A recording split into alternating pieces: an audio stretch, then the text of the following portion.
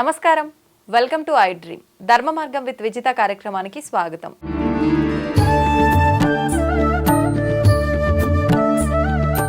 నమస్కారం గురుగారు. నమస్తే అమ్మా. గురుగారు, ఈ మధ్య కాలంలో పితృశాపాలు, పితృదోషాలు అని చెప్పి చాలా ఎక్కువగా వినిపిస్తోంది. అంటే అందరిలో వీటి వల్ల జ్ఞానం పెరుగుతుందా లేదు అంటే ఒక కొత్త భయంలో పడిపోతున్నారు, అర్థం కావట్లేదు. కానీ నిజంగా ఈ పితృశాపాలు ఇవన్నీ ఉంటాయా, నమ్మొచ్చు అంటారా? వాటి వల్ల ఎటువంటి ఇబ్బందులు కలుగుతాయి, వాటి నుంచి ఎలా బయటపడవచ్చు? ఖచ్చితంగా ఈ పితృశాపాలైనా పితృదేవతల అనుగ్రహమైన రెండూ కూడా ప్రతి మనిషికి ఖచ్చితంగా అవసరం. ఎందుకంటే మొదలుగా భగవంతుణ్ణి సంతృప్తిపరచాలా, తల్లిదండ్రులను సంతృప్తిపరచాలా అంటే మన ధర్మం అంతా కూడా తల్లిదండ్రులనే సంతృప్తిపరచాలని చెప్తుంది. పితరులు అనగా తల్లిదండ్రులు అని. ఈ తల్లిదండ్రుల్లో మామూలుగా చెప్తూ ఉంటారు, జీవతో వాక్యకరణాత్ ప్రత్యబ్దం భూరి భోజనాత్ గయాయాం పిండదానవచ్చ త్రిభి పుత్రస్య పుత్రత అని ఒక మాత్ర చెప్తారు. అంటే ప్రతి వాళ్ళకి కూడా సంతానం ఉంటుంది. విశేషంగా మన ధర్మంలో ఈ పితృకార్యాలు చేసేదంతా కూడా పుత్రులు చేయాలని చెప్తారు. ఆ పుత్రత్వం ఎప్పుడు వస్తుంది అంటే 3 చెప్పారు అక్కడ. జీవతో వాక్యకరణాత్ అని. తల్లిదండ్రులు బతికి ఉండగా వాళ్ళ మాటల్ని వినడమే చేసే పని, అంతకు మించిన పని ఏం లేదు. ఒక తల్లిదండ్రులు ఒక మాట చెప్పగానే ఈ రోజు కాలంలో ఏం చూస్తున్నాం, నీకేం తెలియదు, నువ్వు మాట్లాడకు, నాకు తెలిసి నేను చేస్తాను అంటే వారి ఎక్స్పీరియన్స్ ఎంత, వారికి అనుభవాలు ఎన్ని, వారు పడ్డ కష్టాలు ఎన్ని, అవన్నీ మరిచిపోయి ఈరోజు లోకంలో ఎంత అన్ఎడ్యుకేటెడ్గా తల్లిదండ్రులతో ఉంటున్నారు అంటే మనం చెప్పుకోవడానికి మాటలు కూడా సరిపోవు. అలా అంత ఇబ్బందిగా ఈరోజు కాలంలో చూస్తున్నాం. ఒకటి మాత్రం వాస్తవం, మనము మన తల్లిదండ్రులతో ఎలా ఉంటామో మన పిల్లలు మనతో అలానే ఉంటారు. ఇది ఒక సైకిల్ అండి.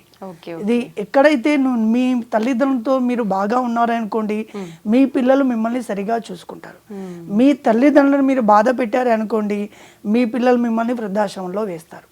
దానిలో ఎలాంటి సంశయము కూడా లేదు. ఒక 100 మందిని మీరు చూసుకోవచ్చు, 100 మందిలో 99 మంది కూడా ఇదే ఉంటుంది.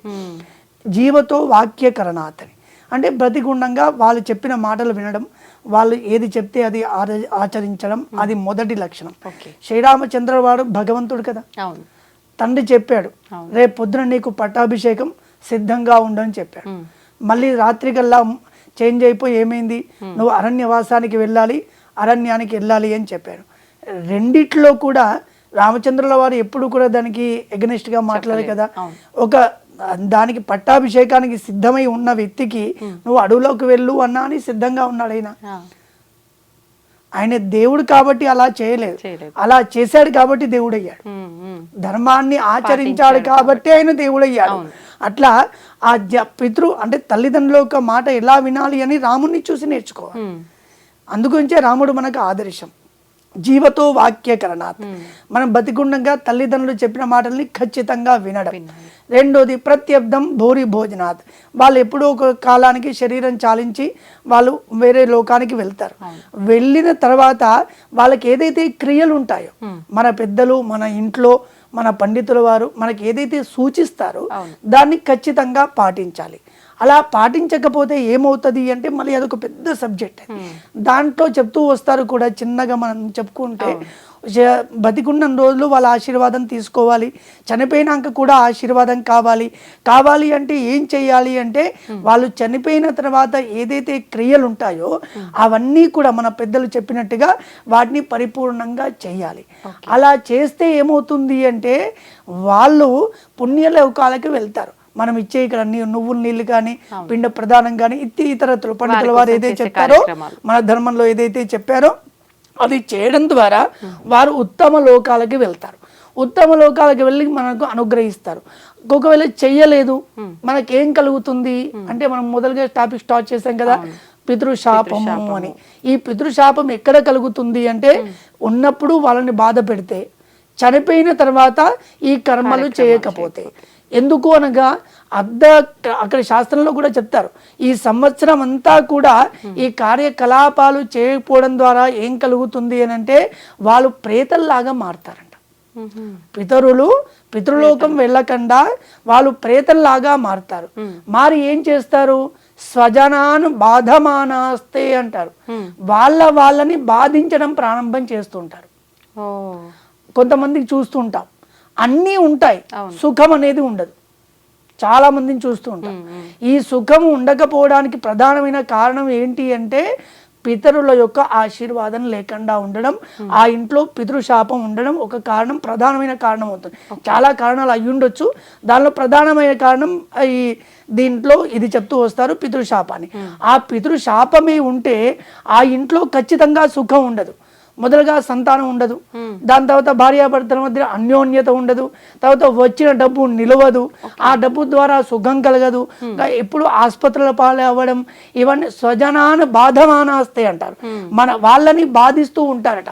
అప్పుడు బయటపడే అవకాశం ఉంటుంది, ఖచ్చితంగా ఉంటుంది. దాన్ని కూడా చెప్పారు మన శాస్త్రంలో. అలా కలుగుతుంది. మొదలుగా ఇవి చెయ్యాలి. చేయని పక్షంలో మనకి తెలియక ఉన్నప్పుడే పరిహారం. ఒకరిని చంపి వచ్చి దానికి పరిహారం ఉందా అంటే పరిహారం లేదు మన ధర్మంలో. తెలియకుండా అజ్ఞానంగా ఏదైనా మన ద్వారా తప్పు జరిగి ఉంటే దానికి మాత్రమే పరిహారం. కొంతమంది ఏదో తప్పు చేసి వచ్చి మాకు పరిహారం ఉందా, మేము ప్రార్థిస్తే మేము శుద్ధులం అవుతామనో, మేము ఇంకోటి చేస్తే ఇంకోటి అవుతామనో, ధర్మంలో లేదు. తప్పు చేసి చేతులు కడుక్కుంటే అయిపోద్ది కాదు, ఖచ్చితంగా కాదు. మీరు ఒకవేళ తప్పు చేశారా, ఆ తప్పుకి ఖచ్చితంగా అనుభవించాల్సిందే. అజ్ఞానం ద్వారా తెలియక మనం నడుస్తూ ఉంటాం, మన కింద ఏదో చీమ చనిపోతూ ఉంటుంది, ఏదో పురుగు చనిపోతూ ఉంటుంది, అది మనకు తెలియక మన దృష్టిలో లేకుండా జరుగుతుంది. దానికి పరిహారం ఉంటుంది తప్ప తెలిసి కావాలని ఏది చేయకుండా పరిహారాన్ని పెట్టుకుంటే ఏ శాస్త్రము ఒప్పుకోదు. అట్లా ఈ పితరులు అనేవారు కూడా ప్రేతలుగా మారి స్వజనాను బాధమానాస్తే అని అంటారు. మన వాళ్ళని కష్టపెడుతూ ఉంటారు. ఎప్పుడైతే మనకు సుఖం లేకుండా మనం కష్టపడుతూ ఉన్నామంటే అప్పుడు మనం అర్థం చేసుకోవాలి ఈ పితృదోషం మనకుంది, ఈ వాళ్ళ అనుగ్రహం మనకు కలగట్లేదు అని. అప్పుడు దానికి కావలసిన పరిహారం కానీ దానికి చేయాల్సిన కార్యకలాపాలన్నీ కూడా చేసుకోవడం ద్వారా ఆ పితృదోషం అనేది పోతుంది. కానీ ఖచ్చితంగా పితృదోషం అనేది ఉంది. పితరుల యొక్క శాపం ఉంటుంది, పితరుల యొక్క అనుగ్రహం ఉంటుంది. వాటిని మన శాస్త్రంలో చెప్పిన విధంగా మనం పాటిస్తే, వారి యొక్క ఆశీర్వాదాన్ని పొందితే మనకి అన్నీ దొరుకుతాయి. పితరుల అనుగ్రహమే మనకుంటే మన జీవితంలో మనకు కావలసిన ప్రతి ఒక్కటి కూడా దొరుకుతుంది. దానిలో ఎలాంటి సంశయము లేదు. వారి యొక్క ఆశీర్వాదం లేకుండా శాపం ఉన్నాయనుకోండి, 1,00,00,000 రూపాయలు ఉన్నా సరే తినడానికి మాత్రం మనకి మనసు రాదు, తిన్నా అరగదు, పంటి నిద్ర రాదు, ఇవన్నీ కూడా జరుగుతూ ఉంటాయి. మనకి సమస్యలు ఖచ్చితంగా ఉంటాయి. వీటికి పితరులను ఖచ్చితంగా జీవతో వాక్యకరణాత్, బతికున్నప్పుడు వాళ్ళ మాట విని వాళ్ళని సంతోషపరిచి వాళ్ళ ఆశీర్వాదం తీసుకోవడం. ఒకవేళ వాళ్ళు కాలం చేసిన తర్వాత వాళ్ళకి మన ధర్మంలో చెప్పిన విధానంగా, మన పెద్దలు చెప్పిన విధానంగా కార్యకలాపాలు చేయడం ద్వారా ఖచ్చితంగా వారి ఆశీర్వాదాన్ని పొందుతాం. ఇది చాలా పెద్ద విషయాలు.